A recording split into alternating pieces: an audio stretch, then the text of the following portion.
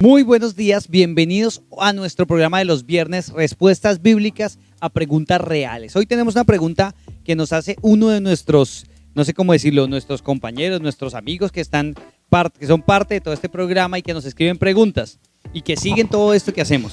Y la pregunta está pero muy interesante, preste la atención, voy a leer todo el párrafo. Dice, una pregunta que me hizo un amigo para lo de este viernes. A raíz de lo que pasó en estos días al hermano peluquero que mata a su mamá y hermano, ¿qué castigo dice Dios que da a esta persona o a estas personas?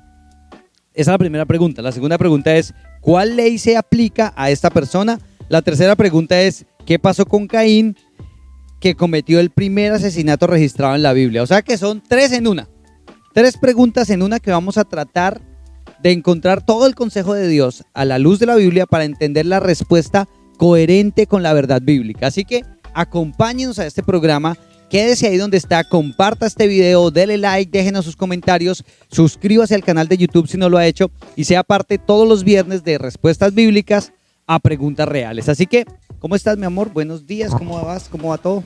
Hola, muy buenos días a todos y nuevamente bienvenidos a este espacio y esperamos que de verdad hoy podamos tener un poco más de luz con respecto a este tema tan actual, triste pero actual, del que vamos a estar hablando el día de hoy.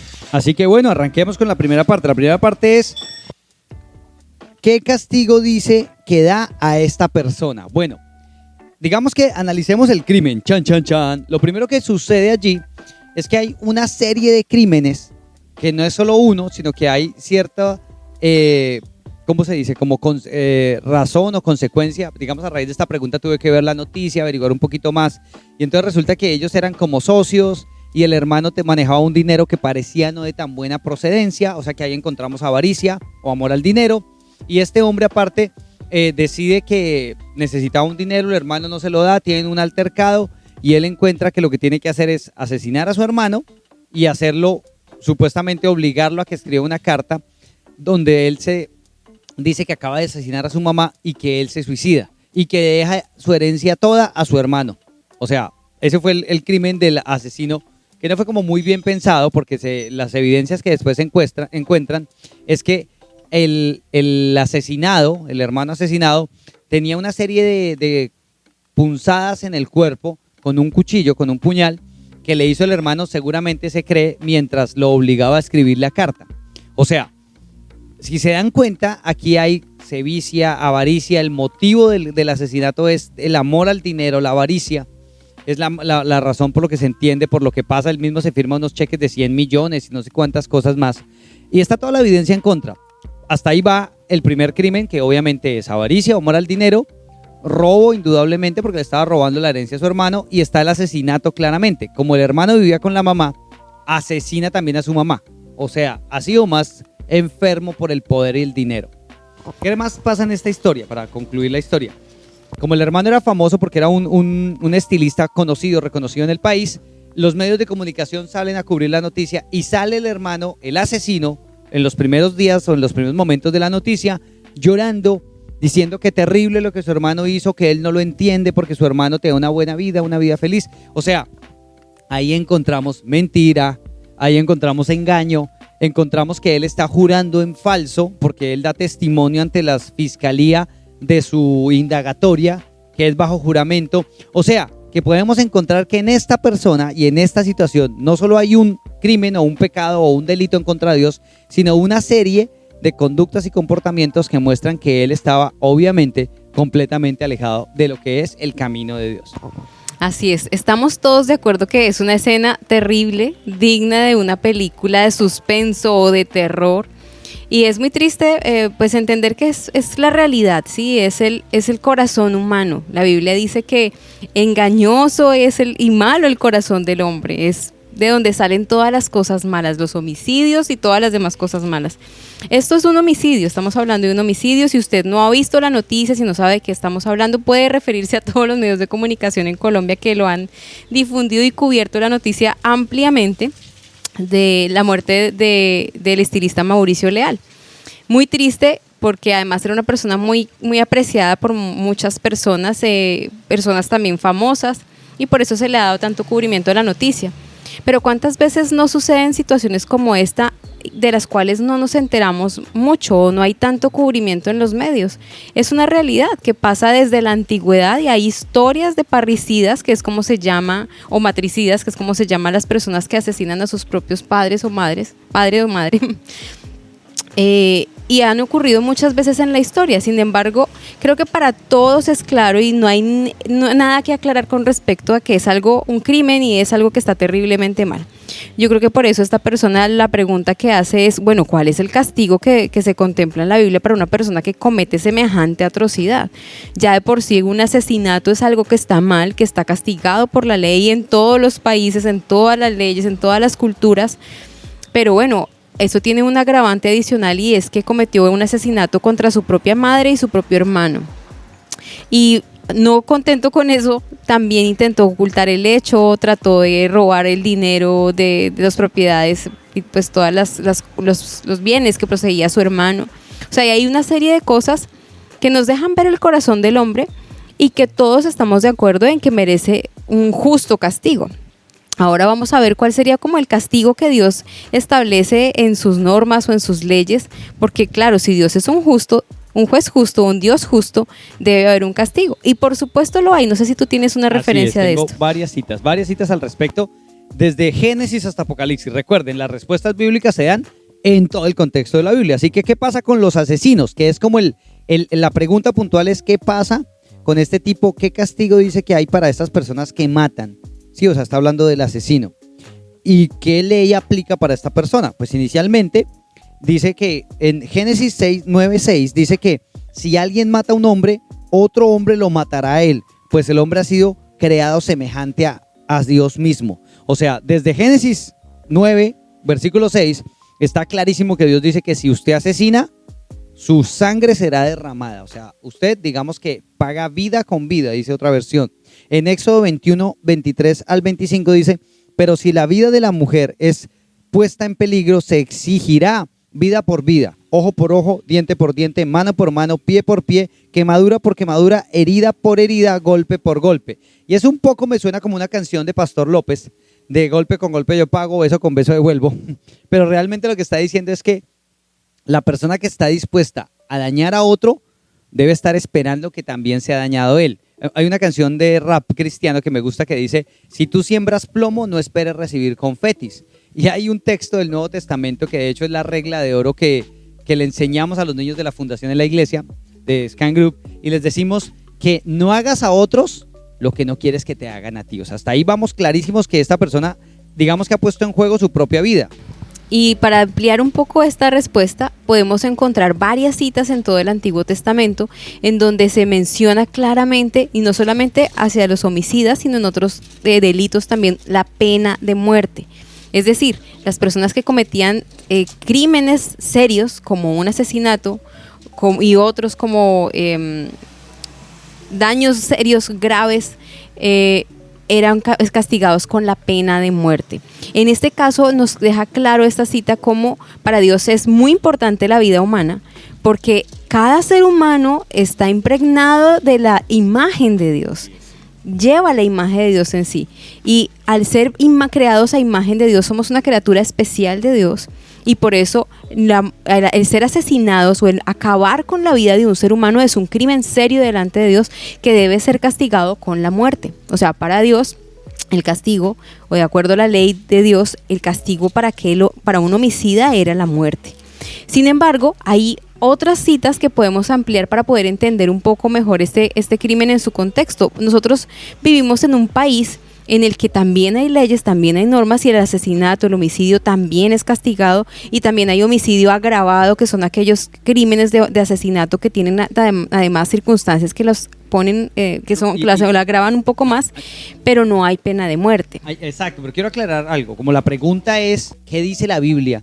Pues yo estoy contestando lo que dice la Biblia, o sea, no estoy diciendo que toque ir a matar a este tipo, estoy diciendo que eso es lo que dice la Biblia, que el asesino puso en su vida en juego al matar a alguien, porque el castigo es la muerte. Hay textos como, por ejemplo, en la Biblia hay textos donde hay unas ciudades de refugio, donde alguien por accidente asesinaba a otra persona, podía huir a la ciudad de refugio para que cualquier familiar del otro que asesinó por accidente no lo matara. Esas ciudades de refugio eran como parecido a las cárceles, en el sentido de que la persona no podía salir de ahí porque mientras estuviera allí no le iban a cobrar esa vida ya que había sido un accidente. Es lo que hoy podríamos llamar un homicidio culposo, que no estaba buscando matarlo. Pero acá dice que cuando matan a sangre fría, mire, se voy a decir, le dice en Éxodo 21, versículos 12 y 14, dice: pero al que se levante contra su prójimo y lo mate a sangre fría, lo buscarás aunque se refugie en mi altar, o sea, aunque se meta en el lugar más sagrado, y lo condenarás a muerte. El que quite la vida a otra persona será condenado a muerte. O sea, en la Biblia, en Levítico, en la ley del Antiguo Testamento, es clarísimo que la muerte, que si yo mato a alguien a sangre fría, premeditadamente, intencionalmente, el castigo que me espera es la muerte. Es así de claro. Esa es la respuesta de la ley del Antiguo Testamento.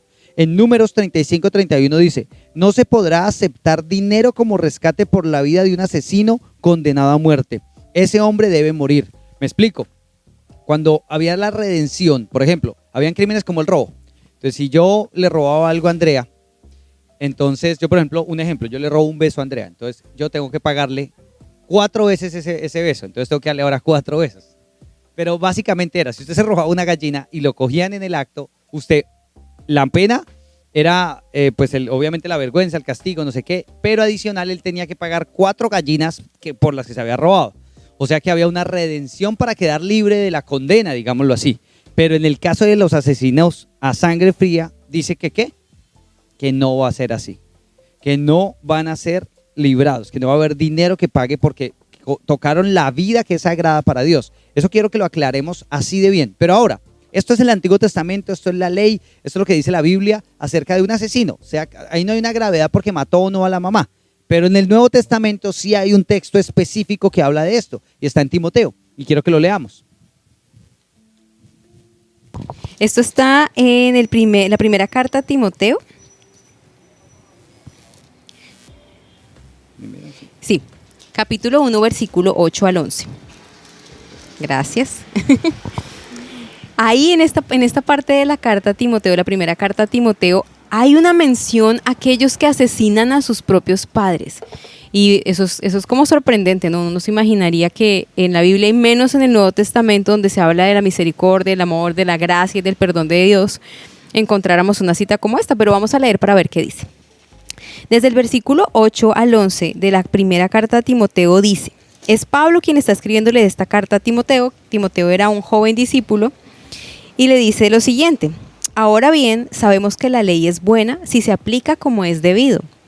Tengamos en cuenta que la ley no se ha instituido para los justos, sino para los desobedientes y rebeldes, para los impíos y pecadores, para los irreverentes y profanos. La ley es para los que maltratan a sus propios padres. Y aquí esa expresión de maltratan a sus propios padres literalmente significa para los parricidas y matricidas, aquellos que asesinan a sus propios padres. Y continúa diciendo: para los asesinos, para los adúlteros y los homosexuales, para los traficantes de esclavos, los embusteros y los que juran en falso.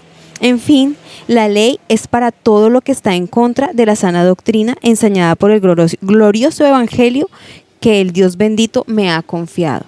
Wow. O sea que es clarísimo que Pablo está diciendo que aquel que mató a su papá, que mató a su mamá, que es avaro, que es todas estas cosas que acabo de mencionar, la ley aplica para él.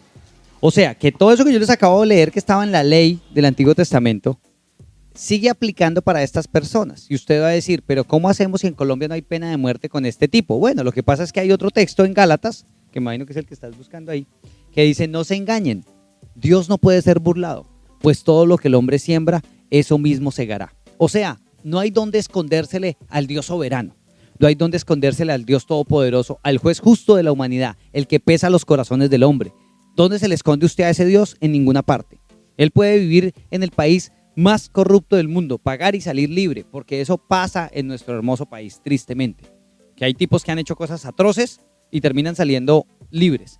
Pero la respuesta concreta a eso es: se pueden escapar de la ley humana, pero no de la ley de Dios. Porque estas personas que han hecho esto, que mataron a su papá, que mataron a su mamá, dentro de lo que mencionan, y hay otras cuantas menciones en ese mismo texto, pues no van a poder burlarse de Dios. O sea, la pena para ellos es la ley que aplica. ¿Y cuál es la ley que Dios ha dicho? Que el que mata, muere. Y no solamente queda ahí, o sea, en este momento nosotros vivimos en una sociedad en la que en muchos países no se contempla la pena de muerte, ni siquiera en caso de asesinato, ni siquiera en caso de asesinato agravado. Pero aunque queda en nuestros corazones como la sensación de que tiene que haber una justicia especial para estas personas, no puede quedar eso como de manera impune. Dios también nos da respuesta en su palabra, porque el castigo, la muerte física o la condena de estar en una cárcel, en prisión o lo que sea, en esta tierra no es la única condenación que Dios emite. De hecho, si vamos al capítulo 21 de Apocalipsis, que yo sé, ya me han escuchado referenciarlo en más de una oportunidad, pero sigue siendo igual de vigente y es importante tenerlo muy presente. Dice lo siguiente en el versículo 8 del capítulo 21. Aquí nos están hablando acerca de ese cielo nuevo, esa tierra nueva, ese lugar de la ciudad de Dios donde vamos a habitar por la eternidad, aquellos que hemos puesto nuestra confianza en Jesús. Pero dice que los cobardes, los incrédulos, los abominables, los asesinos, los que cometen inmoralidades sexuales, los que practican artes mágicas, los idólatras y todos los mentirosos recibirán como herencia el lago de fuego y azufre. Esta es la segunda muerte. Wow. Y está aquí mencionando, en esta parte se menciona, está hablando como, o sea, podría parecer un poco fuera de lugar este párrafo dentro de todo lo precioso que está mencionando aquí, que será ese futuro en la presencia de Dios. Pero para nada está fuera de lugar. De hecho, es una manera en la que podamos comprender claramente que ahí no va a poder ir todo el mundo. A veces nos encontramos con personas que están convencidas de que a pesar de lo que sea que hagan y pase en esta tierra, o piensen o vivan o que Diosito lo va a perdonar y que cuando yo ya esté ya en la gloria de Dios, o hablan de fulanito y menganito que esté en la gloria de Dios, y cuando se está hablando de una persona que cometió crímenes, que al contrario se burló de Dios y desobedeció exactamente. a Dios abiertamente. Esas personas no van a entrar en el reino de los cielos, y la Biblia es muy clara en eso, sino que además de todo menciona claramente que recibirán como herencia el lago de fuego y azufre, que esta es la segunda muerte. Y ese lago de fuego y azufre no es nada chévere, no es nada bonito, sí es lo que conocemos como el infierno, sí es ese lugar de tormento eterno y es la destrucción de parte de Dios por toda la eternidad. Es decir, no queda solamente en el castigo que pudiera recibir una persona que cometiera semejantes delitos como el homicidio en esta tierra, sino que la Biblia también nos explica el castigo de parte de Dios, la sentencia de parte de Dios, lo que Dios dice que va a pasar con estas personas incluso después de la muerte. Incluso si llegase una persona que comete este tipo de delitos a burlar la ley civil, la ley penal, no va a poder burlarse jamás de la ley de Dios. Y eso es importante tenerlo en claro, porque Dios es un Dios justo. Y ahí digamos que cerramos las primeras dos preguntas, ¿no? ¿Qué castigo hay? ¿Qué ley aplica? Bueno, si esta persona hizo lo que hizo y vive la vida que vive, pues lo que podemos entender acá es que aplica la ley que Dios ha establecido. Y aunque la tierra o los seres humanos que estamos como nación y en general como cultura apartados de las leyes de Dios no le apliquen ese castigo, pues no se va a burlar de eso que dice Apocalipsis, donde sí va a recibir el castigo.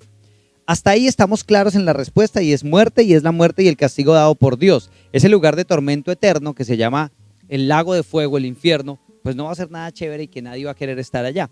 O sea, va a haber un castigo justo de acuerdo a la voluntad de Dios. Eso nos queda súper clarísimo, ¿no es cierto? Pero no podemos dejar esta pregunta sin completar la respuesta, porque recuerden que el consejo bíblico es completo. Y esto va a ser un poco controversial, pero se los voy a explicar con la misma historia que la persona que nos hace la pregunta nos da. Y es qué pasó con Caín, que cometió el primer asesinato registrado en la Biblia. Vayamos a Génesis 4 y leamos qué pasó con Caín, que cometió ese primer asesinato. Entonces, mientras Andreita encuentra la historia para que la leamos, dice que conoció Adán a su mujer Eva, la cual concibió y dio a luz a Caín. Y dijo, por voluntad de Jehová he adquirido un varón. O sea, ese conoció a Adán, a Eva, es que tuvieron relaciones sexuales y tuvieron un hijo. Claro que ellos ya habían sido expulsados del huerto del Edén. Y en este momento, Caín era, digamos que, un hijo después de la caída, después de haber desobedecido a Dios. Puedes continuar leyéndolo ahí. Sí, yo solo leí el primero, no, pero... Bueno, entonces... Bueno, entonces para resumir un poco la historia, ustedes ya lo saben, Adán y Eva, después de haber sido expulsados del paraíso, de ese jardín, el huerto de Dios, por haber pecado, haber desobedecido las instrucciones de Dios, tienen unos hijos fuera de ese paraíso. Estos hijos eran Caín, fue el mayor, y Abel. Caín se dedicó a labrar la tierra y era agricultor. Abel era pastor de ovejas. Y Abel, tanto Caín como Abel decidieron presentar una ofrenda a Dios, una ofrenda en lo que ellos trabajaban. Caín decidió ofrecer un producto de la tierra a Dios y Abel decidió ofrecer de sus corderitos también a Dios. Sin embargo, dice, el Señor miró con agrado a Abel y a su ofrenda, pero no miró así a Caín ni a su ofrenda. Por eso Caín se enfureció y andaba cabizbajo. Entonces el Señor le dijo, ¿por qué estás tan enojado? ¿Por qué andas cabizbajo? Si hicieras lo bueno, podrías andar con la frente en alto, pero si haces lo malo, el pecado te acecha como una fiera lista para atraparte. No obstante, tú puedes dominarlo. Dios mismo ya sabía lo que iba a pasar y le estaba dando una advertencia. A Caín. Dice, Caín habló con su hermano Abel mientras estaban en el campo. Caín atacó a su hermano y lo mató. El Señor le preguntó a Caín, ¿dónde está tu hermano Abel? No lo sé, respondió. ¿Acaso soy yo el que debe cuidar a mi hermano? ¿Te parece la historia que les conté al principio de esta familia que estamos hablando hoy, no? Donde el hermano a escondidas mata al otro hermano y cuando le preguntan qué pasó, dice, ¿cómo así? Yo no sé nada. Dice, ¿acaso yo tengo que cuidarlo sabiendo que lo había matado? Se parecen esas historias, ¿no? Y continúa diciendo, ¿qué has hecho? Exclamó el Señor. Desde la tierra, la sangre de tu hermano reclama justicia. Por eso, ahora quedarás bajo la maldición de la tierra, la cual ha abierto sus fauces para recibir la sangre de tu hermano que tú has derramado. Cuando cultives la tierra no te dará sus frutos y en el mundo serás un fugitivo errante. Hasta ahí va. ¿Qué acaba de pasar acá? Número 1, que las consecuencias normales, naturales, no las cierres que hay que leer otro poquito ahí, naturales, normales de lo que pasó con Caín, lo que él hizo con su hermano, le llegaron de una. Y es que Dios le dice, su tierra no le dará fruto, o sea, no va a volver a prosperar, va a luchar la cosa para que le funcione. Y número 2, siempre será un fugitivo errante. O sea, como que le va a quedar una marca como fugitivo errante. Y yo creo que la persona que mató a su mamá y a su hermano en esta tierra, así él salga de la cárcel, pague su condena, lo que sea que le den de años de cárcel, él va a tener esa marca en su conciencia, en su vida, pero también va a tener un estigma donde quiera que él vaya. Así nadie lo ve. No sé si a usted le ha pasado que su conciencia es su peor acusador. Bueno, él va a tener lo mismo que le pasó a Caín. Pero mira lo que sigue diciendo Dios y esta es la última parte o la conclusión de esta respuesta. Dice, este castigo es más de lo que puedo soportar, le dijo Caín al Señor.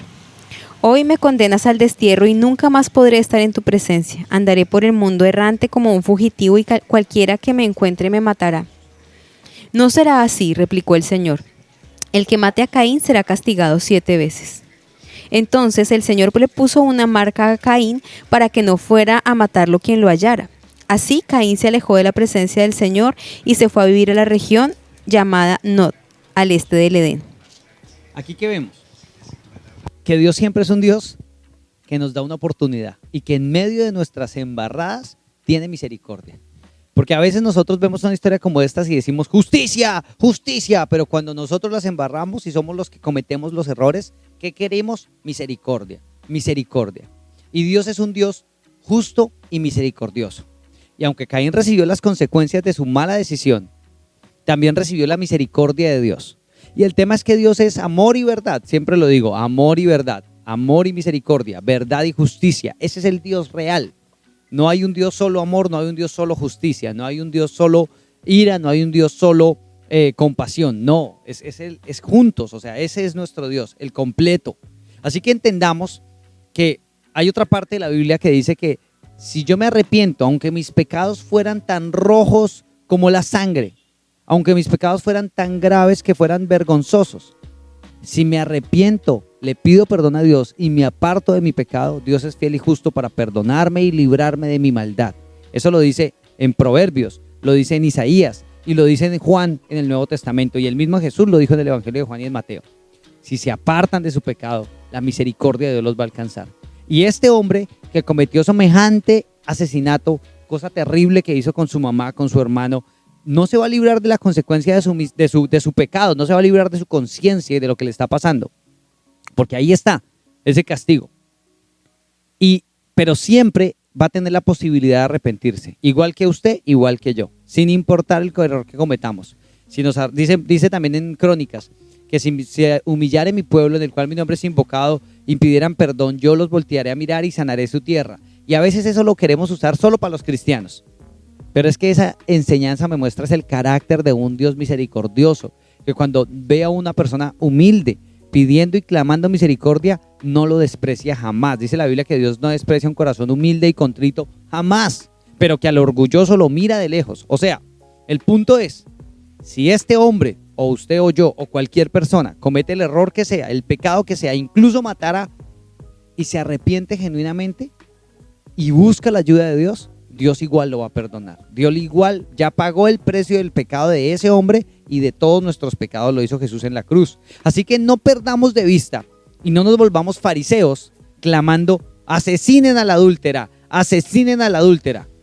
Porque ese pecado, si usted se da cuenta de lo que leímos en Timoteo y lo que leímos en Apocalipsis, no solo está el asesinato, también está el mentiroso, también está el adúltero, también está el fornicario, también está el homosexual. También hay una cantidad de otras prácticas que quizás no son tan fuertes como el asesinato, pero que usted y yo cabríamos ahí.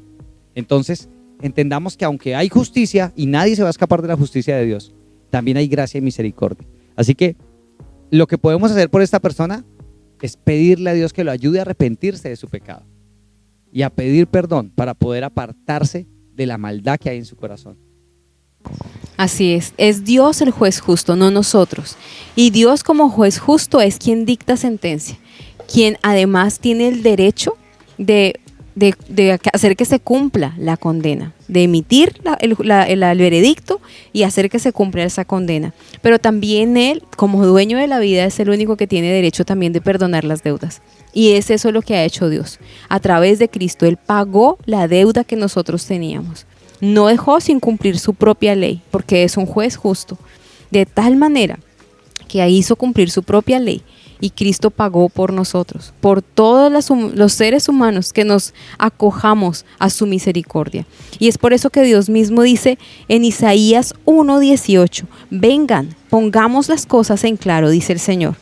Son sus pecados como escarlata, quedarán blancos como la nieve, son rojos como la púrpura, quedarán como lana. Y es Dios mismo el que puede hacer eso. No podemos hacerlo nosotros, no puede hacerlo otra persona. No lo hacemos ni siquiera con un cambio de identidad. No lo hacemos borrando nuestro historial.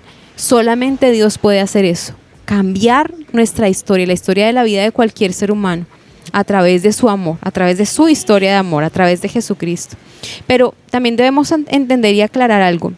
Y es que aún si hemos recibido el perdón y la misericordia de Dios, Dios no nos libra de todas las consecuencias. Y veamos esa cita que mencionaba Roberto hace un momento en Gálatas. Está en la carta de Gálatas capítulo 6, versículos 7 y 8. Dice, no se engañen, de Dios nadie se burla. Y esto es clarísimo. Solamente Dios sabe cuando una persona verdaderamente se ha arrepentido.